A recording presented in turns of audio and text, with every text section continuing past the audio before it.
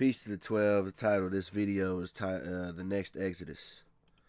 That's what I titled it, The Next Exodus. Let's look up this word Exodus. Alright? Exodus. Second book of the Old Testament, Old English. Means a going out. Out. Away, path, road, ride, journey, march. Way out. The book is so called because it tells the departure of the Israelites from Egypt under the leadership of Moses. Departure from a place, especially the migration of large bodies of people or animals from one country or region to another. That's the one I want to click on. The migration of large bodies of people or animals from one country to another. Okay? And we are going to experience another Exodus. Okay? I was going to title this video The American Exodus, but it didn't happen. But first, let's go to our Exodus. Because the reason I'm doing this video is because I'm letting you brothers know, or you people listening in general, that are of my kin, I'm letting y'all know that every departure that we've ever had, there's always been people that didn't want to leave those captivities.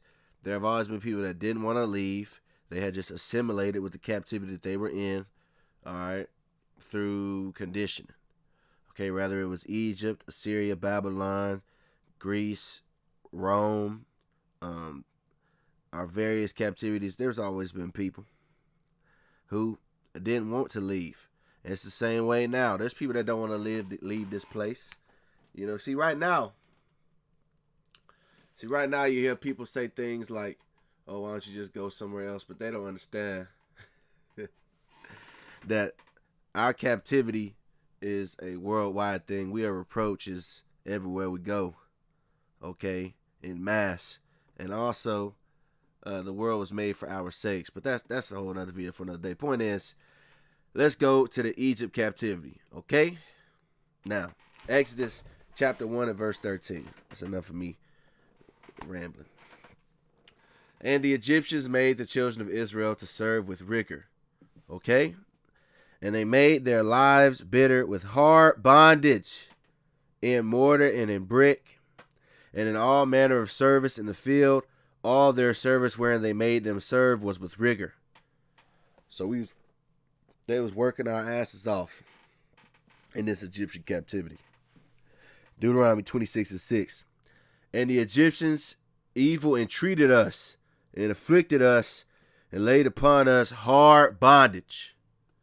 So we were going through pure hell. I'm using this as an example because even though we were going through this pure hell, even though we were treated terribly, you had certain Israelites who wanted to go back to Egypt, who didn't want to leave. And I'm going to get that in a minute. All right, but the Lord, what did the Lord say? The Lord gave us an Exodus, man. All right, an Exodus 6 and 8, Amplified Bible. Right, what? I will bring you to the land which I swore to give to Abraham, Isaac, and Jacob, Israel, and I will give it to you as a possession. I am the Lord yahawah. You have the promise of my changeless omnipotence and faithfulness. So the Lord promised to give us the land that we now know as the land of Israel, formerly the land of Canaan. Okay. Now, here are the people right here that are griping, and they're going to start to long for and miss the Egyptian captivity. Okay? I'm going to start at Exodus 14 and 8. I'm going to read it. And the Lord hardened the heart of Pharaoh, king of Egypt, and he pursued after the children of Israel. And the children of Israel went out with an high hand, but the Egyptians pursued after them, all the horses and chariots of Pharaoh and his horsemen and his army, and overtook them, encamping by the sea beside Pahiroth before Baal-Zephon. And when Pharaoh drew nigh, the children of Israel lifted up their eyes, and behold, the Egyptians marched after them, and they were sore afraid. And the children of Israel cried unto the Lord. All right, now watch what they about to say, the children of Israel. And they said unto Moses, because there were no graves in Egypt, hast thou taken us away to die in the wilderness? Wherefore hast thou dealt thus with us to carry us forth out of Egypt? So now they're thinking that they're going to die. Now look, is not this the word that we did tell thee in Egypt, saying, let us alone, that we may serve the Egyptians? Now look at this. Hold on. Oh, come on. There we go. Let me read that again. Is not this the word that we did tell thee in Egypt, saying, let us alone, that we may serve the Egyptians? For it had been better for us to serve the Egyptians. You see what they said? For it had been better for us to serve the Egyptians than that we should die in the wilderness. So they would rather serve in their captivities, man, because they have no faith. They had no faith of being delivered. Okay? So they would rather be Egyptians. Okay? And Moses said unto the people, fear ye not, stand still and see the salvation of the Lord. I'm going to touch on salvation at the end of this video a little bit. Which he will show to you today. For the Egyptians whom ye have seen today, ye shall see them again no more forever. The Lord shall fight for you, and ye shall hold your peace. So that's an example right there of them saying it had been better for us to serve the Egyptians. I'm going to keep going, though. Numbers 11 and 5. I'm going to start at 2. Numbers 11 and 2. And the people cried unto Moses, and when Moses prayed unto the Lord, the fire was quenched. And he called the name of the place to Taberah, because the fire of the Lord burnt among them. And the mixed multitude that was among them fell a-lusting, and the children of Israel wept again and said, who shall give us flesh to eat? Now watch what they finna say again. We remember the fish which we did eat in Egypt freely, the cucumbers and the melons and the leeks and the onions and the garlic. But now our soul is dried away. There is nothing at all besides this manna before our eyes. So they was bitching and complaining about eating manna. And they said, well, in Egypt we had cucumbers, fish, leeks, melons, onions, garlic. They was once again putting on their rose-tinted glasses, thinking about back when they was Egypt. Mind you, when they were in Egypt, they were in hard bondage. All right? Hard bondage. They were evilly treated and afflicted, but they didn't give a damn. Okay? Now, and and this is the punishment to those that want to trust in their captives, for those that want to trust in damn Egypt. This is what happens. Let's get this. Isaiah 31 and 1. Woe to them, woe meaning death and destruction. Woe to them that go down to Egypt for help, and stay on horses and trust in chariots, because they are many, and in horsemen, because they are very strong. But they look not unto the Holy One of Israel, neither seek the Lord yahawah. All right, so they just want to trust in Egypt. By the way, this modern day kingdom we live in is modern day Egypt, modern day Babylon, modern day Rome. But look, they trusted in chariots. They trusted in their vehicles. They trusted in their soldiers because they were strong. You have people that trust in this society because it's strong, because it's a so-called superpower. But they do not trust in the Lord. And they do whatever these people tell them what to do, man. Okay? Same way now. Isaiah 36 and 6.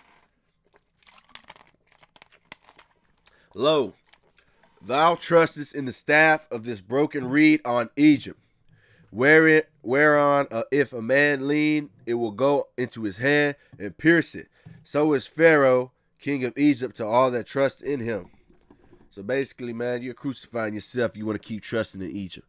All right? Like your hand, you want to be pierced. Okay? Isaiah 36 and 7.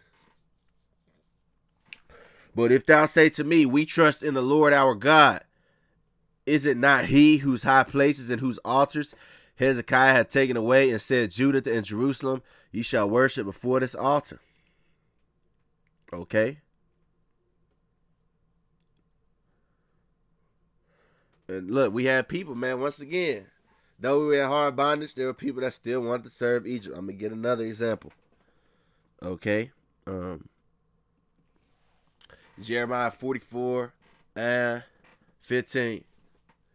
Then all the men which knew that their wives had burned incense unto other gods, and all the women that stood by, a great multitude, even all the people that dwelt in the land of Egypt and Pathros, answered Jeremiah, saying, as for the word that thou hast spoken unto us in the name of the Lord, look, So they were saying, oh, you're speaking in the name of the Lord. Well, look, we will not hearken unto thee, meaning we're not going to listen to you. Now watch this.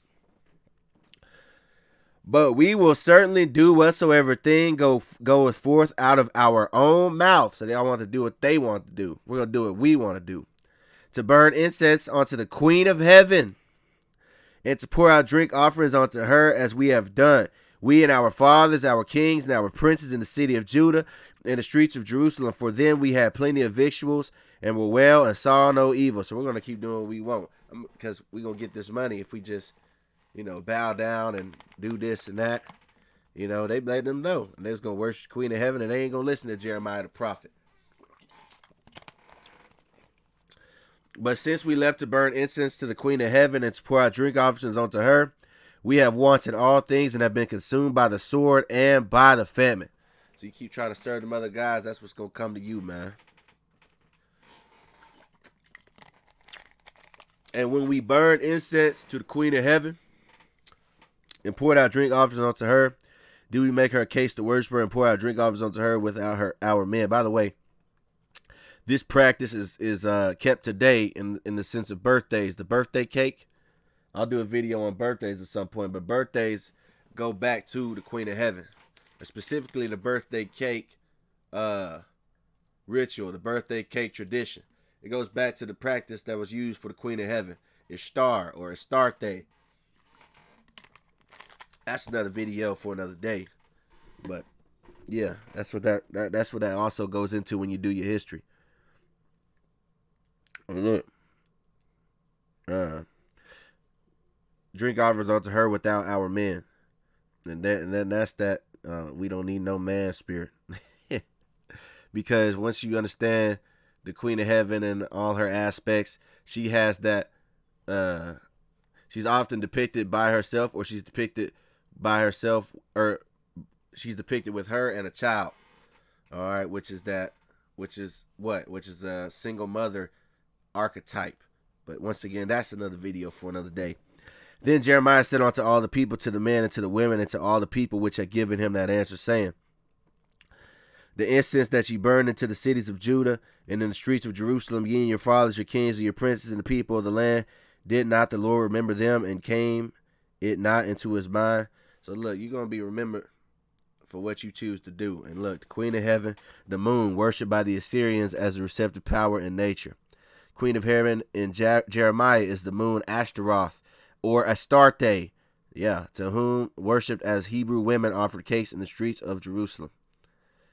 I'll probably do a video on this Queen of Heaven practice later on. But so they didn't want it. Our people was doing that.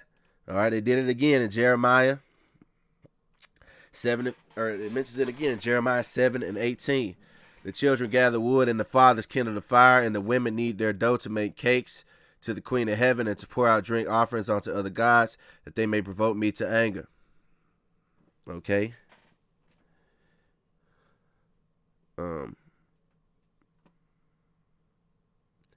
Jeremiah 44:25. Thus saith the Lord of hosts, the God of Israel, saying, ye and your wives have both spoken with your mouths, and fulfilled with your hands, saying, we will surely perform our vows that we have vowed, to burn incense to the Queen of Heaven, and to pour out drink offerings unto her. Ye will surely accomplish your vows, and surely perform your vows. So those people was out there trying to worship the Queen of Heaven, didn't want to worship the Most High. Okay? So, and that said what? That's an Assyrian thing. So in the Assyrian captivity, Egyptian captivity, they wanted to do their own things, man. All right, they didn't want to serve the Lord. They didn't want to depend on him. Now let's go to Babylon real quick. Okay? Let's go to Babylon real quick. This is Jeremiah chapter 29. Right? It reads, thus saith the Lord of hosts, the God of Israel, unto all that are carried away captives, who have caused to be carried away from Jerusalem unto Babylon. Yeah, carried away captive in the Babylonian captivity. Watch this. Build ye houses and dwell in them, and plant gardens and eat the fruit of them. All right. Take ye wives and beget sons and daughters, and take wives for your sons, and give your daughters to husbands, that they may bear sons and daughters, that ye may be increased there and not diminished. And it also shows you that the ancient Hebrew custom was to give your daughter to an husband. Okay? But that's another video for another day. But he's telling them, go ahead and build your houses. Go ahead and plant your gardens and eat of it, man. All right? And build your families up. And seek the peace of the city whether I have caused you to be carried away captives, and pray unto the Lord for it, for in the peace thereof shall ye have peace. So you can do these things in your captivity, but look. For thus saith the Lord of hosts, the God of Israel, let not your prophets and your diviners that be in the midst of you deceive you, neither hearken to your dreams which you cause to be dreamed. For they prophesy falsely unto you in my name. I have not sent them, saith the Lord. For I know the thoughts that I think toward you, saith the Lord, thoughts of peace and not evil, to give you an expected end.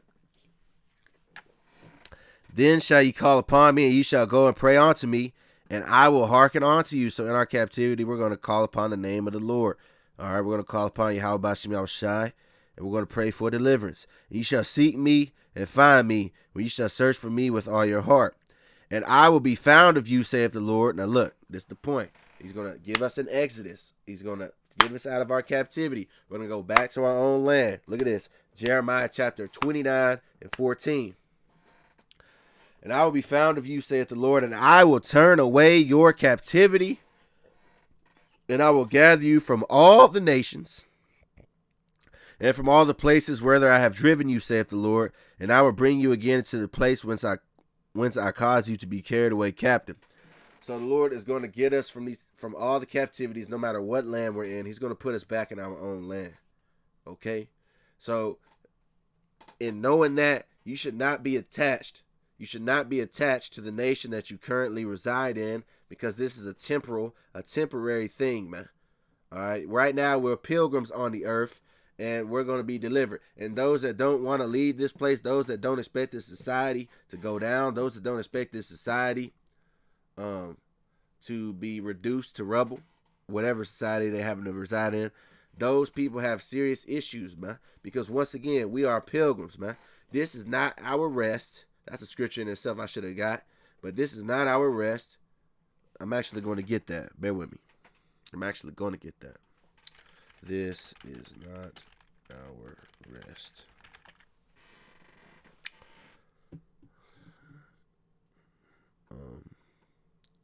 Let me 1 second. I think that's in Micah, right? Micah 2 and we'll see. Micah 2 and 10, I think. Yep. Give me 1 second.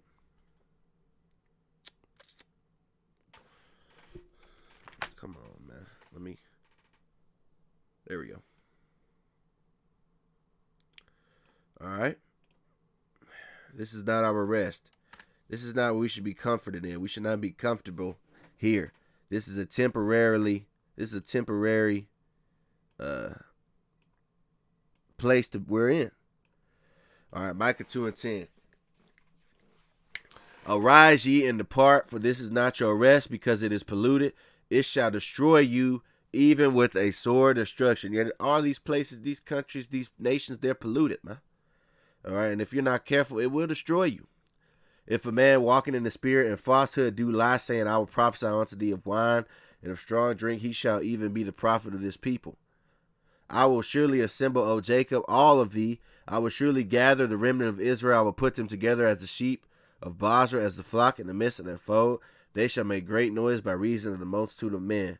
All right, so we make a great noise doing these videos. People on the street corners, whatever, comings and goings, highways and byways, letting people know that the kingdom of heaven is at hand, man. All right, and for those people with the eyes to see, know this place is circling the drain. Okay? This place is circling the drain. So even if you want to trust in this place, you're trusting in falsehood. You're trusting in something that's going down anyway. I already know certain people ain't going to like what I'm saying, but I don't really care, man. All right? This is the reality of the situation. All right, now let's go to Jeremiah 42 and verse 11 on down. It reads, Be not afraid of the king of Babylon, of whom ye are afraid. Be not afraid of him, saith the Lord, for I am with you to save you and to deliver you from his hand. So the Lord is going to save us and deliver us from the king of Babylon. Okay, he did that in time past, and he's going to do it again. All right.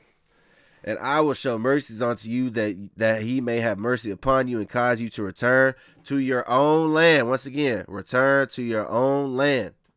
Okay, what's the word I'm looking for? I know the word. The word is sovereignty. We're going to be given sovereignty. Let me look up that word real quick. Look up the word sovereignty.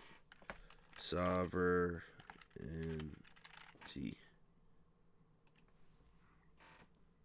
Let me look that word up. Look at Google trying to act a fool. Come on, man. Let me look up this word real quick. Sovereignty.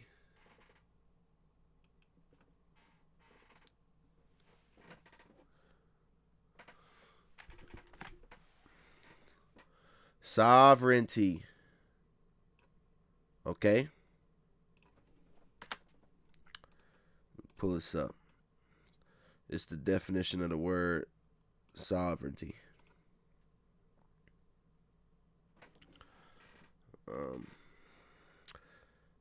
The authority of a state to govern itself or another state. Self-government. Independence. Autonomy. Self-rule. Home rule. Self-governing state. All right. Cause you to return to your own land. So we should not be concerned with the lands we currently reside in. Once again, these are not our rests. Okay. I can't stress that enough. All right. And this is also why they charge the apostles, all right, with sedition. With sedition, because our people, because they're basically letting people know that we should not be concerned with trying to make our habitations our long-term home, so to speak. We should be concerned about the kingdom, okay? And that's why I told you in the beginning of this video that there's going to be another Exodus, and you have to understand that in this Exodus as well, you're going to have people that do not want to leave for various reasons. A lot of people, they have too much to lose in this society. You know, that's why the Lord told that one man what? He said, how could I get the kingdom? He said, what? Sell all you have. Let me get that. Let me get that real quick.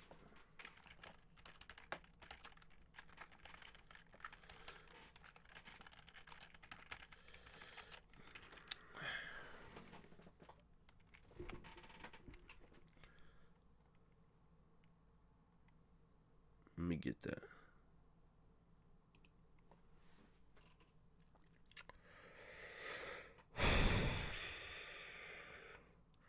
Tell you, man, every time before I do a video, internet be fine. When I upload, I get to look at things up, internet gets super slow, man, every time. I tell you. Look, it don't want to pop up, but I'm gonna read it. It's Matthew 19:25, which states, "It is easier for a camel to go through the eye of a needle than for a rich man to enter into the kingdom of God." Some people just have too much to lose for this society to want to leave, man. Okay. But let me go back. Jeremiah 42:12. "And I will show mercies unto you, that he may have mercy upon you and cause you to return to your own land. But if ye say, we will not dwell in this land, neither obey the voice of the Lord your God," which is going to be some people, "saying, no, but we will go into the land of Egypt," look back to Egypt, "we will go into the land of Egypt, where we shall see no war, nor hear the sound of the trumpet, nor have hunger of bread, and there will we dwell. And now therefore hear the word of the Lord, ye remnant of Judah. Thus saith the Lord of hosts, the God of Israel, if ye wholly set your faces to enter into Egypt, and go to sojourn there, then it shall come to pass that the sword which ye fear shall overtake you there in the land of Egypt, and the famine whereof ye were afraid shall follow close after you there in Egypt, and there you shall die." So for those that people say, "Nah, we don't want to go the narrow path. We want to stay here and live comfortable in this place. You know, we want to make this place a better place. We don't want to deal with any type of hardship." Well, he's letting you know that that hardship is coming to Egypt. And if you want to stay in Egypt, that's going to be the end result for you. Torments. Okay? So it's really about a state of mind. Ask yourself, Do you want to be here? Are you comfortable being here? Do you want to be here? Or is your mind praying that you are kind of ready to escape the havoc that is about to ensue? All right. Do you want to be here or do you want to exit? All right. Do you want to experience another Exodus? Those are the questions that you should ask yourself. So shall it be with all men that set their faces to go into Egypt to sojourn there. They shall die by the sword, by the famine, and by the pestilence, and none of them shall remain or escape from the evil that I will bring upon them. For thus saith the Lord of hosts, the God of Israel, as mine anger and my fury hath been poured forth upon the inhabitants of Jerusalem, so shall my fury be poured forth upon you, when ye shall enter into Egypt, and ye shall be in execration, and an astonishment, and a curse, and a reproach, and ye shall see this place no more. All right, so I'm not interested in trusting in Egypt. I'm interested in sovereignty. I'm interested in the Most High giving us back our own land. Okay? And what does the Lord say? Jeremiah 51 and verse 4. Thus the slain shall fall in the land of the Chaldeans, and they that are thrust through in their streets, for Israel hath not been forsaken, nor Judah of his God, of the Lord of hosts, though their land was filled with sin against the Holy One of Israel. Now look, flee out of the midst of Babylon, and deliver every man his soul. Be not cut off in her iniquity, for this is the time of the Lord's vengeance. He will render unto her a recompense. So you should have the mindset of fleeing. Okay, I'm not telling you to literally flee, go get you a ticket, and go to France. That's not what I'm saying. I'm telling you, you should have the mindset to flee. Because once again, remember, the Lord is going to deliver his elect. Okay? Wherever they at. Babylon hath been a golden cup in the Lord's hand that made all the earth drunken. The nations have drunken of her wine, therefore the nations are mad. Yeah, everybody's crazy because they follow after this social strata. Okay, everybody wants to act like these people. That's why everybody pushes for the same quote-unquote rights. And by the same quote-unquote rights, I'm talking about the rights of the Transformers, the rights of the boy the boy lovers, and etc. Babylon is suddenly fallen and destroyed. How for it take balm for her pain, if so be she may be healed. We would have healed Babylon, but she is not healed. Yeah, there's no saving Babylon. Forsake her and let us go everyone into his own country, for her judgment reacheth unto heaven and is lifted up even to the skies. So you should be having a mindset of flight. Flee out of the midst of Babylon. You can do that spiritually. You can stop spiritually being a Babylonian, okay? You can stop celebrating these wicked holidays. You can stop eating these unclean foods. You can start hearkening on to what's written in the scriptures. Do this work, etc. Do what's your role. Do what's required of as your role, being if you're a man, woman, and or a child. And by that, I mean role according to the scriptures.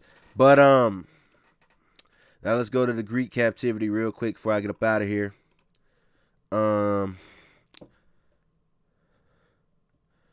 First Maccabees 1 and 10.